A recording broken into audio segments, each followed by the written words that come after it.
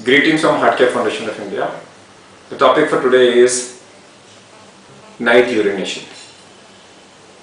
Uncommon causes.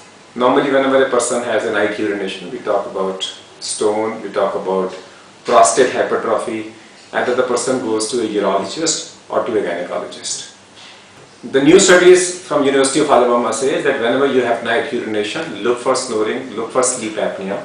Sleep apnea means that cessation of respiration of more than 10 seconds and occurring 5 or more times in the night.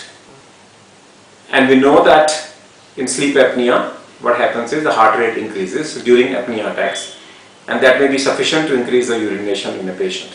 So if a patient gets night urination more than once, up to one time is fine, but if he gets more than once, that means 2 or more times, in these cases rule out presence of sleep apnea.